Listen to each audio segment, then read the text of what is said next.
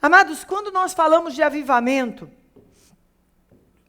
eu já falei isso várias vezes, mas eu sei que sempre nós temos novas pessoas, então eu vou falar algo que quem já anda comigo há mais tempo já ouviu. E eu peço hoje que o pessoal que está trabalhando em áudio, quem está trabalhando na mídia, preste muita atenção, não se converse na sala de vídeo, não tenha conversa. Esse é o momento de vocês prestarem atenção nessa palavra. O que acontece? Quando a gente fala de avivamento, muitas pessoas, elas associam avivamento como movimento, o que não é. Então, de repente, o pessoal está adorando com alegria, há curas, pessoas caem pela unção e a pessoa fala assim, está acontecendo um avivamento. Esse não é o sinal do avivamento. Porém, onde há avivamento, essas coisas acontecem. Dá para perceber a diferença? Fica claro para vocês a diferença? O avivamento não é pular na hora do louvor. Porém, quem está avivado se alegra na hora do louvor. Aleluia. O avivamento não é acontecer em curas, acontecer em manifestações do Espírito Santo. Porém, onde há avivamento, acontece curas, acontece manifestações do Espírito Santo. O principal sintoma do avivamento é uma leva enorme de conversão. Esse é o maior sintoma do avivamento. Uma cidade, um país, um estado que fala assim, ali aconteceu o avivamento. Quando a gente fala no maior avivamento, que a gente já ouviu falar da história, que foi da Rua Azusa, mas não aconteceu só esse, tiveram vários outros avivamentos. Mas o que aconteceu? As conversões em massa, pessoas passarem na rua, e ao passar na frente de uma igreja que estava vivendo o avivamento, a pessoa simplesmente era tomada pela convicção de pecado e caía de joelhos, entrava na igreja pedindo perdão dos seus pecados. Onde existe o espírito do avivamento, porque o avivamento ele só pode chegar através do Espírito Santo de Deus. Ele não chega por força humana, ele não chega de outra forma. Quem traz o avivamento é o Espírito Santo de Deus, porque somente o Espírito Santo pode trazer ao homem a convicção do pecado, da justiça e do juízo, e essa é a base do avivamento. E somente o Espírito Santo pode fazer isso. Quando chega esse mover do Espírito Santo nessa intensidade, quando a gente fala, teve da Rua Azusa, teve de outros lugares, mas essa intensidade foi porque houve antes uma intensa busca, um intenso comprometimento por um grupo de pessoas que anelavam de todo o coração esse avivamento.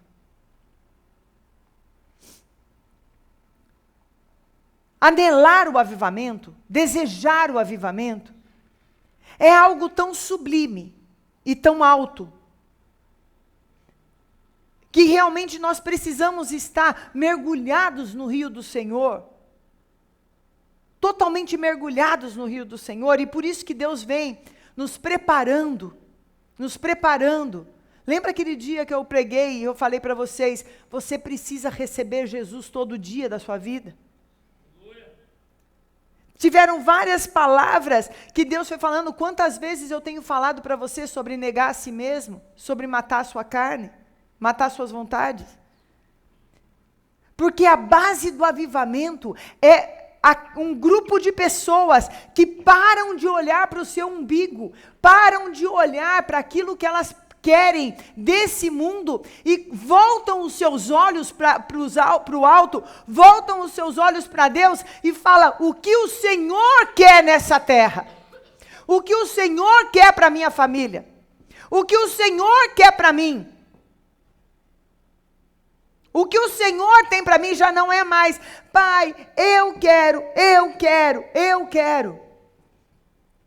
Mas deixa e começa a entender que a sua vida nessa terra não é para si mesmo, mas é para que um propósito eterno muito maior. E começa a voltar os olhos e fazer essa entrega diária.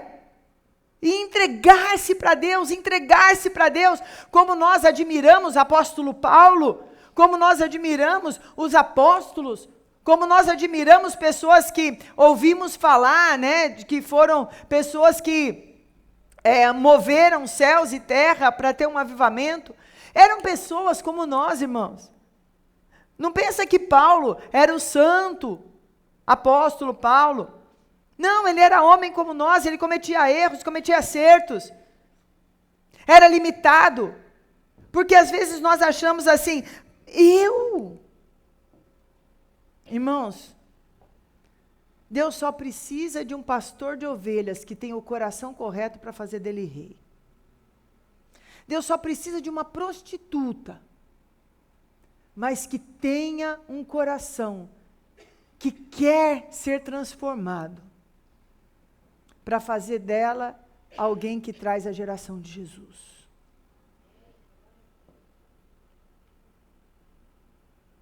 Deus só quer uma pessoa que ninguém enxerga, mas que tem um coração pronto para Ele, pronto para ser transformado, pronto para se permitir ser tocado, pronto para entregar tudo, para mover céus e terra.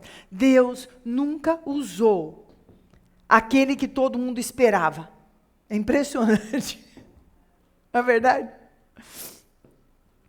Você sabe que da família do Marco, é muito interessante, o único que achava que o Marco seria pastor era o pai dele. Todo mundo olhava e falava assim. E tá certo que ele achava porque o Marco era o filho predileto dos 8. E isso todo mundo de fora percebia.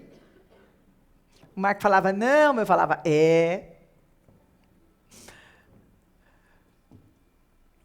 Porque Deus, Ele está olhando aquilo que ninguém olha.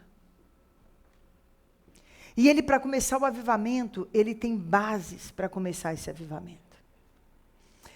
Eu vou usar como base aqui, para falar de alguns pontos desse avivamento, um momento muito especial da história de Israel, onde não dá para a gente falar de um avivamento a partir do Espírito Santo. O único avivamento que nós vemos na Bíblia, vinda pelo Espírito Santo, foi o avivamento de Atos 2. Ali foi um avivamento. Isso eu preguei, a última vez que eu preguei, já preguei sobre isso, né? Eu preguei aqui? Acho que foi. Em Atos 2, ali foi um avivamento. Mas foi o primeiro avivamento da igreja, porque nem existia igreja ainda, né?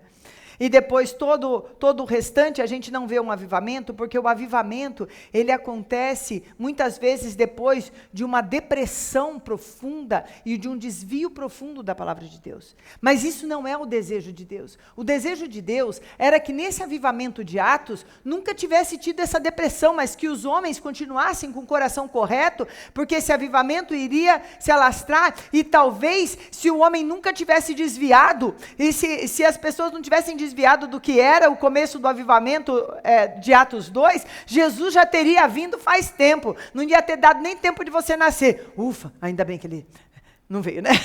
Não, mas talvez não teria nem dado tempo, porque já teria acontecido a volta de Jesus. E eu creio, irmãos, que nós temos uma geração sendo preparada para esse avivamento, que vai se manter para atrair a volta de Jesus brevemente. Aqui o que eu vou falar é um tipo de avivamento que aconteceu na história de Israel. Por quê? O que acontecia no tempo dos reis? Teve o primeiro grande rei de Israel, teve Saul, que era um bom rei no começo, mas depois começou a se desviar, e aí Deus levantou Davi, que foi o rei, que era aquele rei, a linhagem de Jesus, já sendo estabelecida pelo rei Davi. Um rei segundo o coração de Deus. Um rei que trouxe o primeiro avivamento, vamos dizer assim, na história de Israel. Que trouxe Deus ali em primeiro lugar, onde ele era exaltado. E quando o reino de Deus, presta atenção no que eu vou falar. Quando aonde está o reino de Deus, ele se estabelece com justiça e com a presença de Deus. Todas as nações respeitam e conhecem aquele reino. Trazendo para os dias de hoje. Os lugares que se estabelecem o reino de Deus, todos ouvirão falar das grandes coisas que ali estão acontecendo. E haverá um respeito no mundo espiritual e no mundo natural por aquele lugar que sabe que ali Deus está agindo. E depois de vários reis que fazem o que é bom, que faz o que é ruim, que faz o que é bom, que faz o que é ruim, teve um que fez muita coisa ruim, que ele era terrível, mas ele teve um filho. Com uma mulher que temia a Deus. E esse filho, quando ele tomou o reino, ele se chamava Ezequias. Quando ele tomou o reino, ele provavelmente tinha referência. E apesar da referência do seu pai, de fazer coisas terríveis, ele começou a restabelecer as bases, para que aquele reino vivesse, vamos dizer, o avivamento, voltasse a viver a presença de Deus naquele reino. Esse é o rei Ezequias. E eu vou ler alguns pedaços, mas depois, se você quiser estudar melhor a história, está em 2 Crônicas, a partir do capítulo 29, 2 Crônicas 29, e vai até o 32. Tá certo que Ezequias fez o que as igrejas muitas vezes fazem e perdem o reino de Deus. Mas no começo, Ezequias fez tudo certo. E eu quero começar lendo o versículo 1, que diz assim: tinha Ezequias 25 anos de idade, quando começou a reinar, 29 anos em Jerusalém. Sua mãe chamava Abiá e era filha de Zacarias.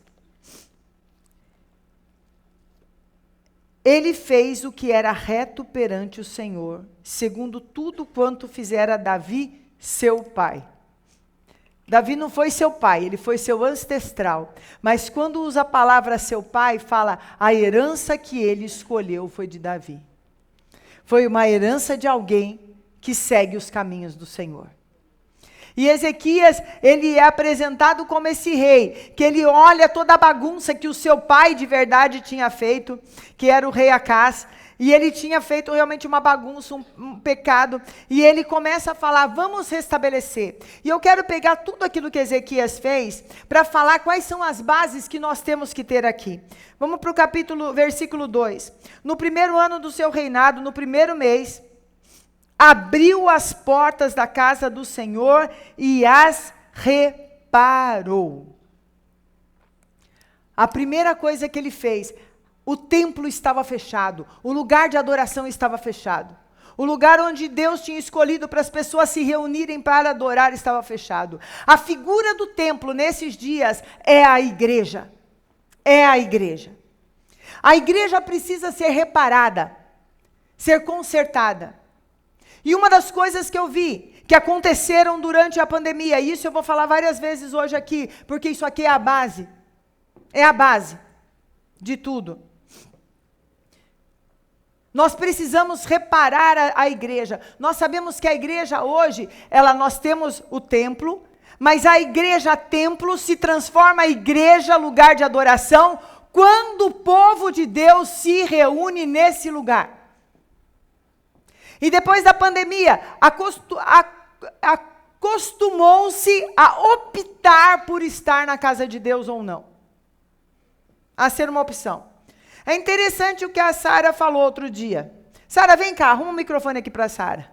Eita, vó, me coloca em cada situação. Mas vai treinando, porque essa menina vai ser uma grande mulher de Deus, uma pregadora da palavra. Pode ficar aqui só para ser mais rápido, vem cá. Outro dia a gente estava falando sobre isso, né? E o que você falou para você, que essa questão de vir na igreja domingo, como é que funciona para você? Eu falei que eu e a Bia, a gente estava conversando outro dia, que pra gente se acostumou a crescer na igreja e nunca foi opção estar na igreja. Se tem culto, a gente vai. Quem sabe que se tem culto, é nossa obrigação, não por a gente tem que servir, mas nossa obrigação porque a gente cresceu amando esse lugar e sabe a importância disso aqui. E como é que você e a Bia... Bia, vem cá então, Bia.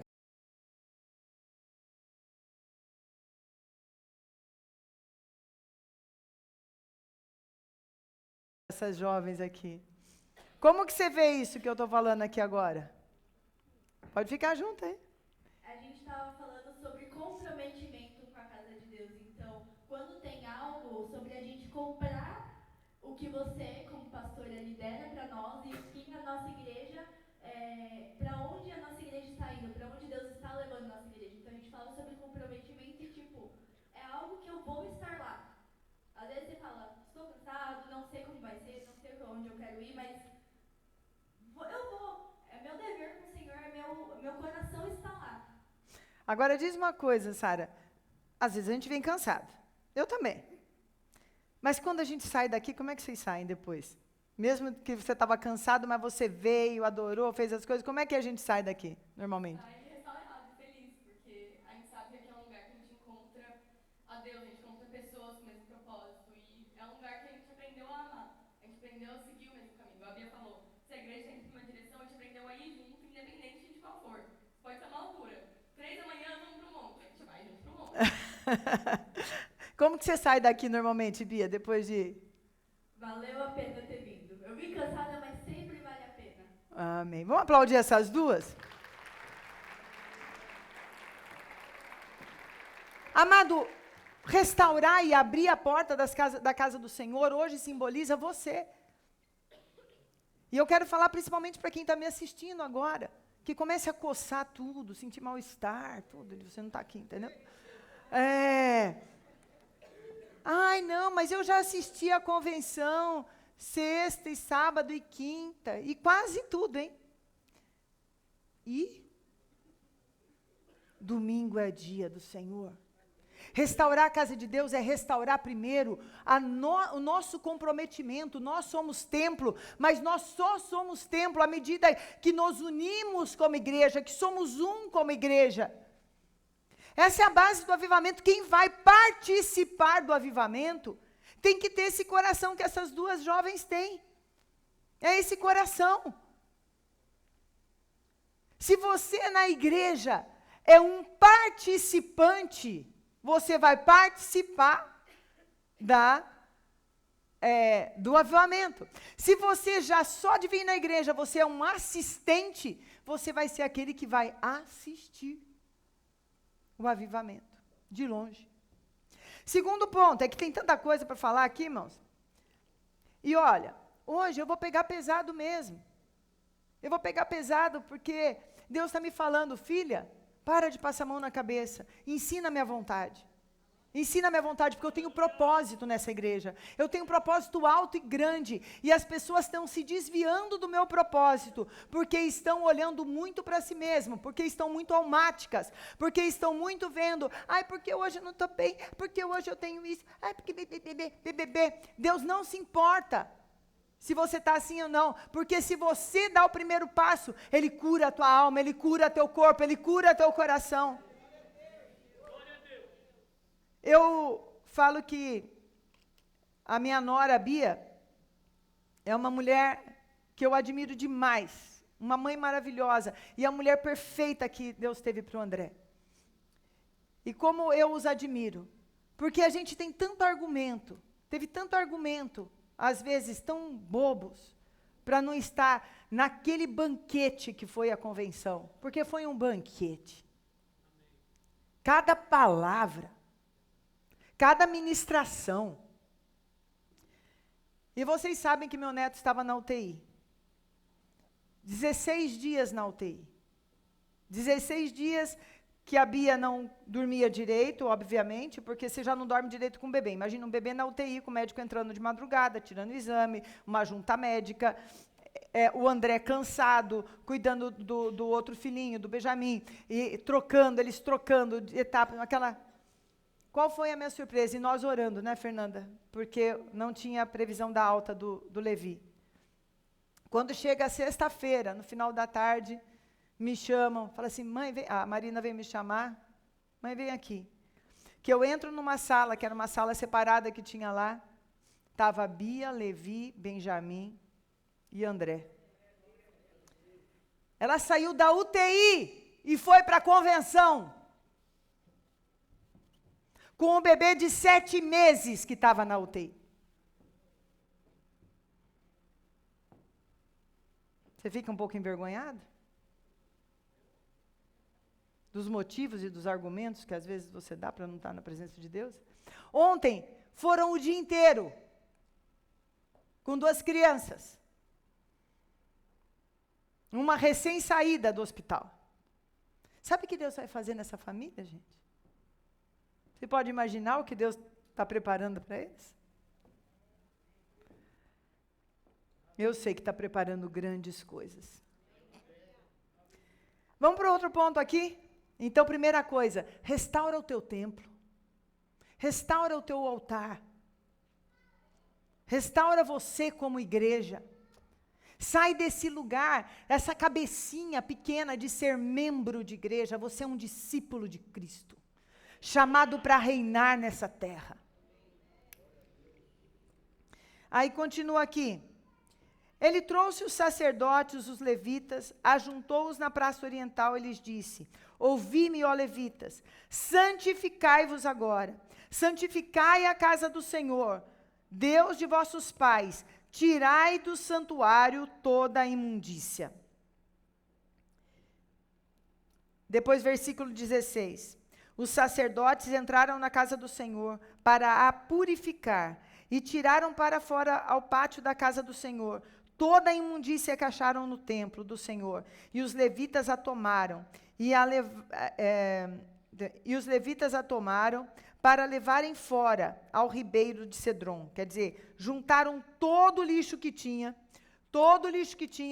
e aí vem os levitas, vem os sacerdotes. Aqui está falando, primeiro, de se levantar os pastores dessa igreja, os líderes dessa igreja, com uma autoridade de falar: nós vamos nos purificar. A primeira coisa é santificai-vos.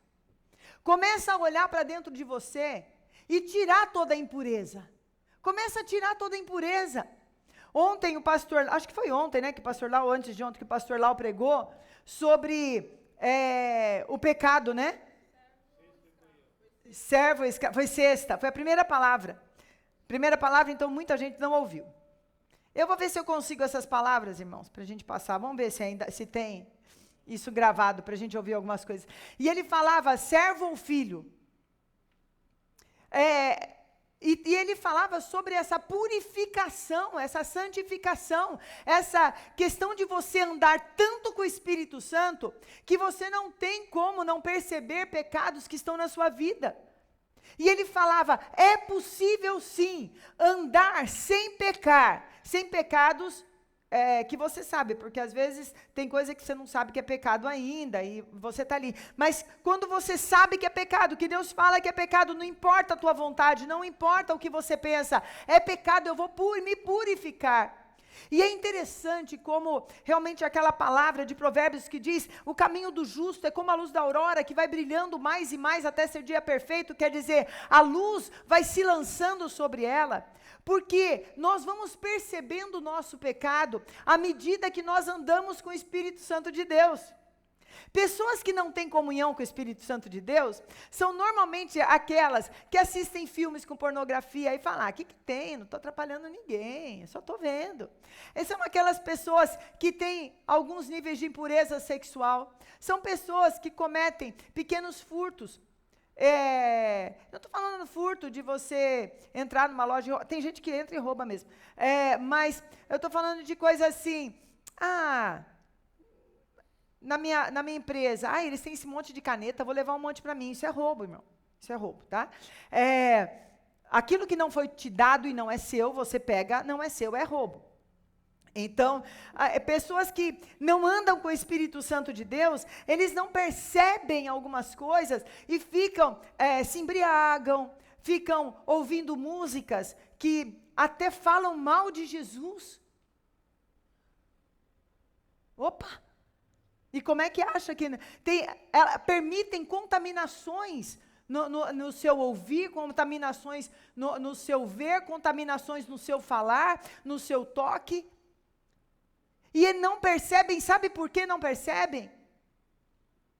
Porque não andam com Deus.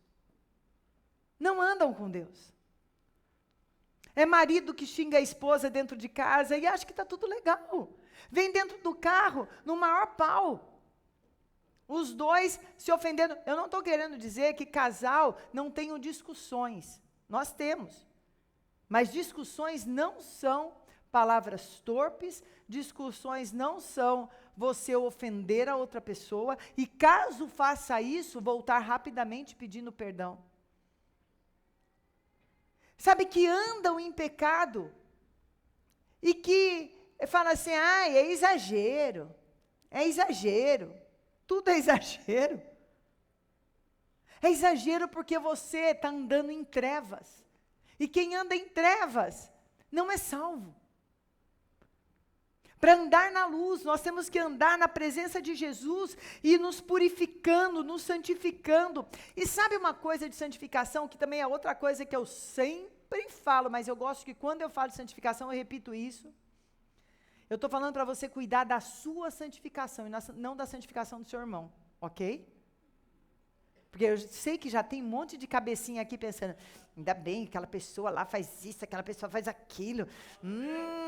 A pastora fala, mas ela vê aquele irmão lá e não fala nada. Primeira coisa, você nunca vai saber. Pessoas que eu estou cuidando e disciplinando nessa igreja por causa de pecado. Porque não é da sua conta. Quando eu precisar te disciplinar, ninguém vai saber que eu estou te disciplinando, porque não é da conta de ninguém. Então você não precisa saber da disciplina que é aplicada nessa igreja, porque não é uma disciplina de vergonha, mas de correção, para que o propósito se cumpra na vida daquela pessoa. Então, agora é hora de você olhar a sua santificação, a sua vida com Deus. Não é a vida do teu irmão, não. Como é que está a tua vida com Deus? Como é que são suas redes sociais? Como é que chama? Pessoa que entende mais de rede social, que está perto de mim. Quem é bom aqui dessas coisas? Não, mas não é isso que eu estou falando. Mas peraí, já vou falar. Quando você tem um nível de interesse e aqui... Algoritmo, é isso? Algoritmo. É isso? Falei certo agora? Tá. Qual que é o seu algoritmo? O que fica aparecendo nas suas redes sociais? Vai dizer quem você é. Se seu algoritmo é mulher pelada, filho, é porque você procura isso. Não é do diabo, é a sua carnalidade, o seu pecado. Para de, quando passar uma mulher pelada, você parar e clicar, que ela vai desaparecer um dia. Começa a formar seu algoritmo com versículos, com as pregações da pastora Lúcia, não também com quem fica aqueles pastores que só ficam falando mal dos outros. Ouve a tua pastora, irmão. Ouve a tua pastora. Não é arrogância e orgulho. Eu sou uma pessoa que erro muito ainda. Me arrependo diante de Deus. Mas eu posso dizer sim, como Paulo, sejam meus imitadores como eu sou de Cristo. Não posso dizer isso dos outros pastores que você vê na internet que falam bem, porque eu não os conheço. Mas de mim eu posso falar. Não quer dizer que eu sou perfeita. E se um dia eu falhar com você, pode falar comigo que eu falei com você. Acontece que a sua impureza, hoje até a internet denuncia a sua impureza, né? Isso que é o pior de tudo. A própria internet começa a denunciar a sua própria impureza. Aquilo que acontece. E se de repente você é um escravo dessa impureza na internet, irmão, façam um alvo de santificação, apaga tudo. Sai de Instagram, sai de... Eu já não sei nem os nomes que tem mais as coisas ali. Eu ainda tenho Facebook. Então, acho que muita gente já não tem mais Facebook. É mais a nossa idade, né, que tem Facebook, né, Adelma? Pouca gente tem Facebook, mas saia daquilo que for. Pare com pesquisas na internet. Pesquisa versículo bíblico para você ver se não vai começar a aparecer mais coisa da Bíblia. Muda seu algoritmo. Posso ouvir um amém?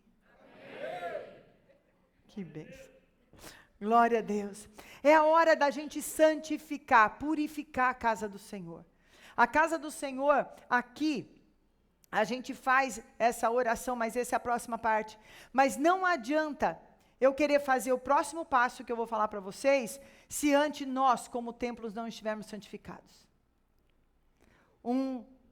Uma pessoa que ministra perante o Senhor, não santificado, não adianta ele querer trazer santificação para o lugar. Porque se ele está contaminado, o que sai dele é contaminado. Não tem como aquela fonte limpa do Senhor passar por uma alma totalmente impura e sair pura. Não vai sair. Obviamente que não. Aí o próximo passo para isso acontecer. Vamos lá, versículo 20. Então o rei Ezequias se levantou de madrugada, depois da casa limpa, tá? Da santificação. Reuniu os príncipes da cidade e subiu à casa do Senhor. Mandou trazer 7 novilhos, 7 carneiros, 7 cordeiros, 7 bodes, como oferta pelo pecado a favor do reino, do santuário de Judá, aos filhos de Arão, os sacerdotes, que os oferecessem sobre o altar. Olha só, vamos prestar atenção no que ele diz aqui. Agora é a hora de aplicar o sangue do cordeiro. Agora é a hora de aplicar o sangue de Jesus, num lugar para que a manifestação de Jesus possa vir. Aplicar o sangue do cordeiro nas nossas casas, aplicar o sangue do cordeiro na igreja, fazermos ações de oração. E sexta-feira nós vamos ter oração aqui, irmãos, e eu quero toda a igreja nessa oração, porque nós vamos começar a fazer os passos de Ezequias, para que a gente viva, participe desse avivamento que Deus tem para o nosso estado. E olha só o que ele diz aqui. Pelo pecado a favor de quem? Do reino, do santuário e de Judá. Aqui ele fala de 3 coisas. O reino hoje, nós estamos falando de nós orarmos a favor do Brasil, como terra, da redenção da nossa terra. Pedir perdão pelo pecado. O Brasil tem pecado muito contra o Senhor. E olha, irmãos, o pior pecado não é o pecado daqueles que não conhecem a Deus, o pior pecado é o que sai de dentro da própria igreja. Ele pode não ser tão feio, mas ele é pior porque são aqueles que são luz, aqueles que dizem que conhecem a Jesus, envergonhando o nome de Jesus. Embaixadores de um reino que envergonham o seu reino e que agem a favor do reino contrário. Mas nós temos que orar pelo Brasil, pelos pecados do Brasil. Então nós temos que estar santificados para que venha uma oração, para que venha o poder sobre o nosso país. Só que aqui fala também pelo santuário, quer dizer, orar por esse lugar e por toda a nossa volta. Tudo que está à nossa volta é nossa porção. Começar a orar aplicando o sangue de Jesus sobre o nosso bairro.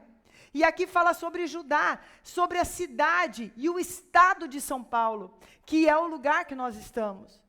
E é o tempo, para nós termos o avivamento, nós temos que ter esse comprometimento de orar por essas coisas, de estar clamando pelo nosso país, clamando para que venha o avivamento e para que sejamos participantes. Eu ia fazer uma oração hoje, até pedi umas bandeiras aqui, mas não tem, a gente vai fazer essa oração na sexta-feira, tá?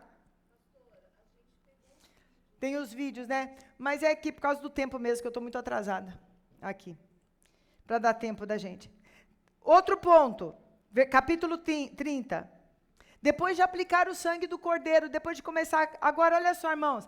Essa oração e essa santificação é uma coisa contínua, que nós começamos hoje, e nós vamos decidir mudar a nossa forma de ser, nós vamos decidir mudar o nosso pensamento, nós vamos decidir ser igreja, nós vamos decidir que nós vamos fazer parte desse avivamento. Não tem problema quanto tempo demore a nossa oração, quanto tempo demore o nosso clamor, o nosso comprometimento ao Senhor. Não importa quanto tempo demore. Aí vem a celebração da Páscoa. Depois disso, Ezequias enviou mensageiros por todo Israel e Judá. Escreveu também cartas a Efraim e Manassés, para que viessem à casa do Senhor em Jerusalém, para celebrarem a Páscoa do Senhor, Deus de Israel. E versículo 8 diz assim: não endureçais agora a vossa cerviz, como vossos pais, confiai-vos ao Senhor e vinde ao seu santuário, que ele santificou para sempre, e servi ao Senhor vosso Deus, para que o ardor da sua ira se desvie de vós. O que acontece? Quando Deus instituiu o povo de Israel, ele instituiu 3 festas. E nessas 3 festas, que é Páscoa, primícias e tabernáculo. Nessas 3 festas tinha uma ordem. Tinha um templo de toda a nação. Obviamente, eles não podiam ir sempre à casa do Senhor. Obviamente, né? Mas nessas festas, eles tinham que largar tudo. Era uma santa convocação. Era uma hora que tinha uma santa convocação. Você que é do Senhor, você que é chamado filho de Deus, venha se reunir nesse lugar para celebrar ao Senhor. E o que acontecia quando os reis se desviavam? As pessoas começavam a não vir celebrar mais o Senhor. E quando não vinham celebrar ao Senhor, obviamente que devagarzinho iam se desviando, até começarem a servir deuses pagãos. Quando Jesus morreu, quando Jesus estava sendo entregue, ele instituiu uma nova santa convocação. Quem sabe me dizer qual é? A última ceia. O que ele falou ali? Tomai e bebei, todos vós, comei, essa é minha carne e meu sangue. Fazei isso até que eu venha. Se instituiu ali a Santa Ceia, que é uma santa convocação. É uma santa convocação. Essa história de crente não tomar a Santa Ceia. Ai, não, porque hoje eu pequei. Se arrependa e toma a ceia. Cada um examine-se a si mesmo e tome a ceia do Senhor. Aí eu briguei com meu marido. Quem mandou ser turrona? Agora pede perdão e toma a ceia. Ai, eu fiquei triste porque eu fui mandada embora. Vem e toma a Santa Ceia, triste mesmo. Santa convocação. A Santa Ceia só é levada para alguém que realmente está impedido por enfermidade de estar na casa do Senhor. Essa história de crente achar que Santa Ceia é uma santa convocação. E a Santa Ceia dessa casa está restaurada agora, em nome de Jesus. Quando eu não estou na Santa Ceia aqui, é porque eu estou na Santa Ceia em outro lugar, servindo ao Senhor por um chamado de Deus. Porque Deus me confirmou um chamado agora. Ele tinha falado comigo e o pastor Alain foi usado por Deus para me trazer a mesma palavra. Desse chamado apostólico. Por isso que muitas vezes vocês não vão me ver aqui. Vocês não vão me ver porque eu tenho um chamado apostólico de ir servir em outros lugares também. Então, quando eu estiver ali, pode saber, eu não estou deixando de servir a Santa Ceia porque eu estou triste, estou cansada, porque eu travei minhas costas. Travou muito bem para ir na igreja, né? Mas se chamar para sarucutear, a costa destrava, né? Então, fácil assim, né? Para ir passear, a costa destrava rápido. Parar com isso, irmão. Hoje eu trago aqui uma santa convocação a essa igreja. A partir de hoje, não existe essa possibilidade de não tomar Santa Ceia. A não ser por casos muito específicos mesmo. Ah, pastor, eu vou sair de férias, eu só tenho essa data. Amém. Aí tudo bem, você está saindo de férias, é uma vez no ano. Então, lógico, coisas desse tipo. Mas só coisa desse tipo. Você podia viajar qualquer dia. Você escolhe viajar no dia da Santa Convocação? Ah, irmão. Para cima de Moá? Desse jeito, não. Então, Santa Convocação. No dia da Santa Ceia. Todas as células aqui na igreja. Aliás, todo domingo devia ser aqui, como bem pregaram as nossas futuras pastoras. Pastora Bia, pastora Sara, né? Nossas futuras pastoras aqui da igreja, um dia serão pastoras aqui. Como elas já pregaram, vir na igreja todo domingo já mas na Santa Ceia, irmão, é Santa Convocação. É santa convocação. Quando eu falo assim, irmãos, eu estou convocando vocês para uma vigília, é santa convocação. Atentem a isso. Eu vou começar a tentar usar esse termo para ver se você lembra dessa palavra. Faz parte desse mover que Deus quer fazer. Ele está buscando uma igreja comprometida totalmente, que os seus poros, irmãos, sejam tão cheios do Espírito Santo que exalem o bom perfume de Cristo. Que saia pelos seus poros a vida de Cristo que está em você. Que o diabo possa sentir o sangue de Jesus que exala através da tua vida. E a última coisa que ele restaura aqui, no capítulo 31.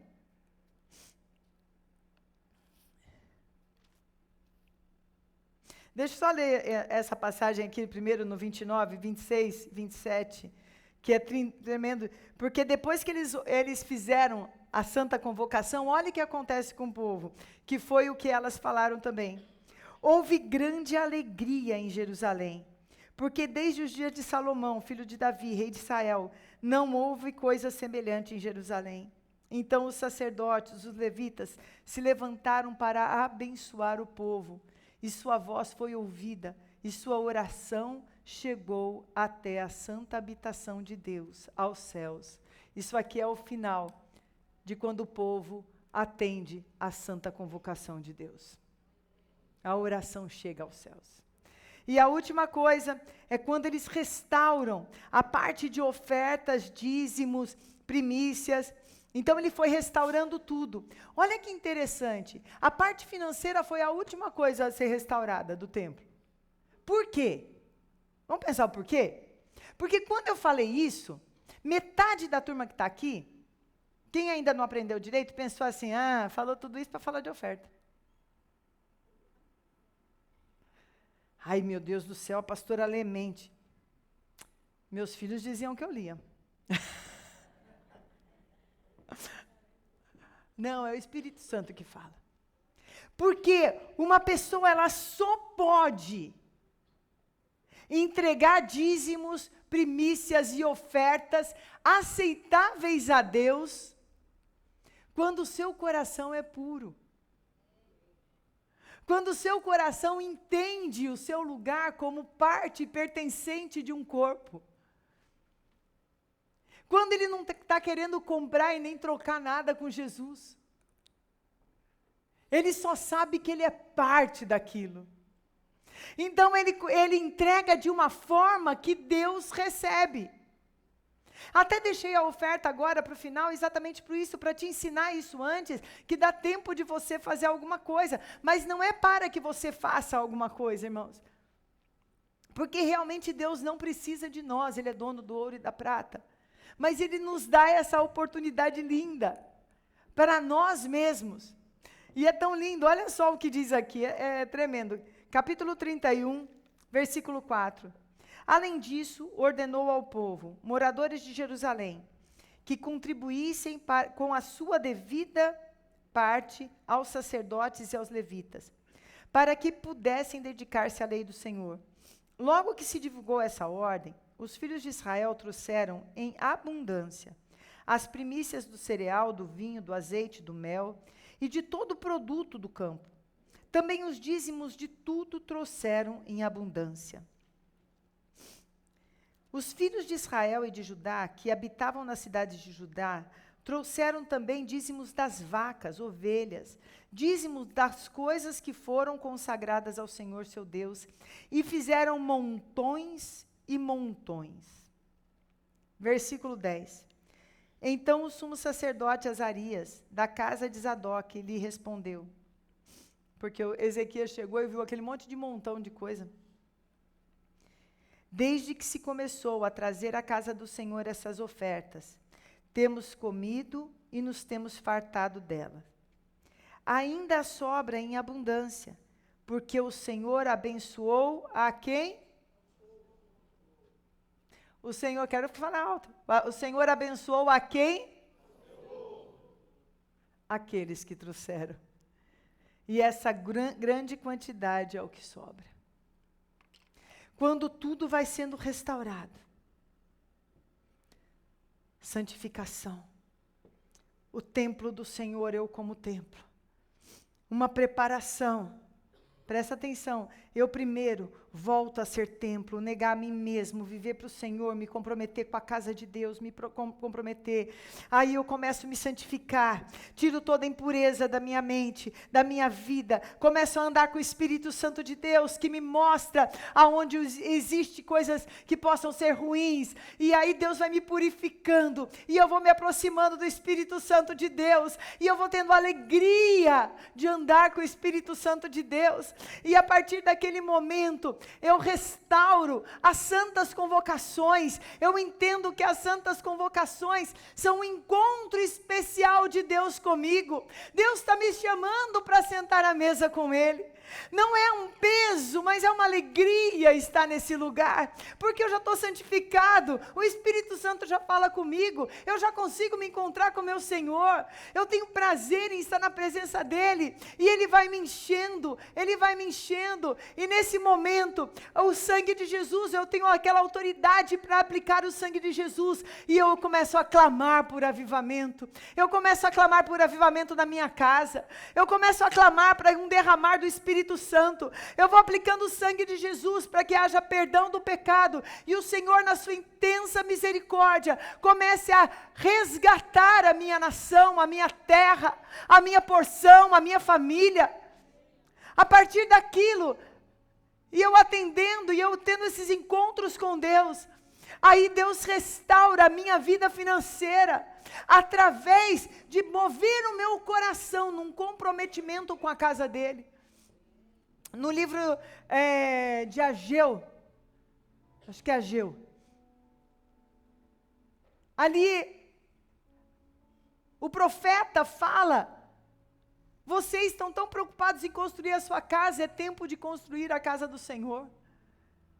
É tempo de vocês dedicarem um pouco das suas finanças às coisas de Deus, porque quando você faz isso, o Senhor vem sobre a sua vida. Mas tem o jeito certo de fazer isso, irmão. O jeito certo é um coração adorador. Um coração comprometido que sabe que faz parte da casa de Deus. E a oferta, o dízimo, a primícia já não é mais peso. Já não é mais. Porque simplesmente você sabe.